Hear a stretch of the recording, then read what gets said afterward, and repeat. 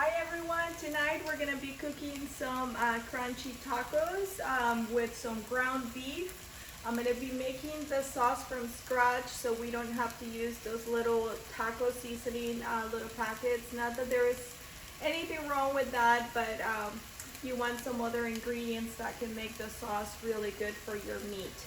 I have everything ready here. I'm going to be showing you the ingredients in just a second.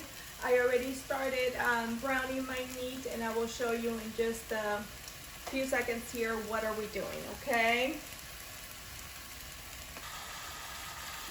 Alrighty, you guys, so I have the meat browning here. I added 4 bay leaves, and also I added 3 chopped garlic cloves. So the meat is browning. I'm also going to add to that some steak seasoning here, just for a little more flavor and for salt type of purposes. And that could be to your taste, whatever seasoning you want to use. I also have some thyme here that I'm going to use.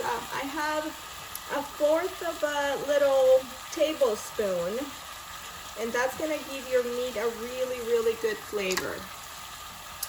Now that we have the meat here with the garlic, bay leaves, and the thyme, we're going to go ahead and start getting our sauce ready. And so our sauce will consist of tomatoes. I have some Roma tomatoes in here. I also have some chipotle chilies here. Now these chilies, you gotta be careful because they can be kind of spicy. So if you want to add a few, I want to say we're gonna add 3 to my sauce here, just because we like our sauce to be spicy here. And I'm also gonna add a little more of the actual sauce that comes with the chipotle chilies. You can buy these can of chilies just about anywhere. Any market will carry that in the Hispanic section. I'm also gonna add 1/2 of a teaspoon of knorr, the knorr, which is chicken broth, or if you want to use beef broth, you can. Also, I'm gonna add a cup of water to the blender here. The meat is continuing to brown.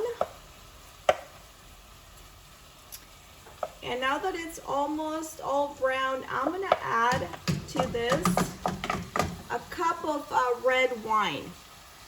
So the red wine will give a little more, flavor to it, and also it's going to give you that a little more juice. That your meat is not gonna get dry, it's gonna cook in this delicious sauce.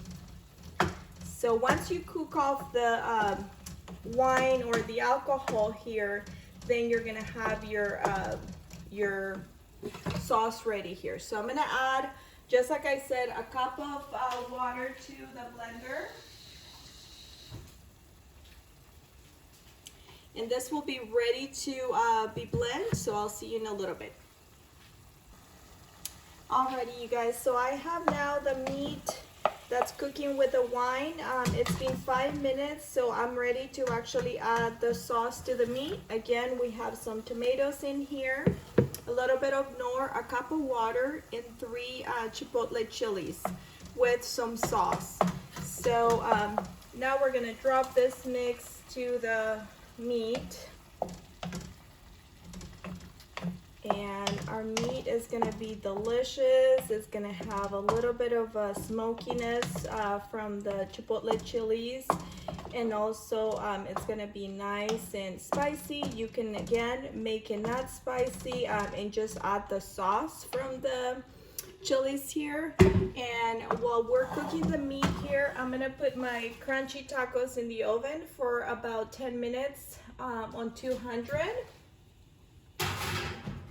And at the same time, I'm gonna be chopping some cabbage to have with the crunchy tacos, and some other ingredients. You can add fresh tomatoes, some onion, olives, whatever you want to add to it, and of course some shredded cheese. So I'll show you in just a second. We're gonna set my timer to 20 minutes and I'll see you in a little bit. Alrighty, you guys, so 20 minutes have gone by and this is what our meat looks like. As you can see, it's got a lot of liquid in there. It's looking nice. And now we're ready to serve the crunchy tacos here. So I have 2 taco shells. I have some cabbage, some tomato. I also have some sour cream that's gonna add a lot of flavor to the tacos if you like that. We also have some shredded Mexican cheese here. So the way I do it is basically just adding the sour cream first to the taco shells. And seriously, this meal was less than 20 bucks, and I have, you know, a nice home cook, you know, meal for my family, and it's gonna feed about 4 or 6. So I'm gonna add the meat to the shells here. I hope you can see there. And after we add the meat to the shells, we're gonna add the veggies. So you could wait for the meat to actually cool down a little bit, or if you like to eat them hot, you're welcome to do that too. But also it's nice that it's got a lot of liquid. As you can see, it's falling out of the shell. We're gonna add some tomatoes. And I can't wait to bite into this tacos. All right, so we have some cheese here. And you can add avocado on top. I don't have avocado today, but that's actually my favorite too. So this is how our crunchy tacos look like. I hope you like this recipe. It's delicious, and we'll see you soon. Thank you for watching.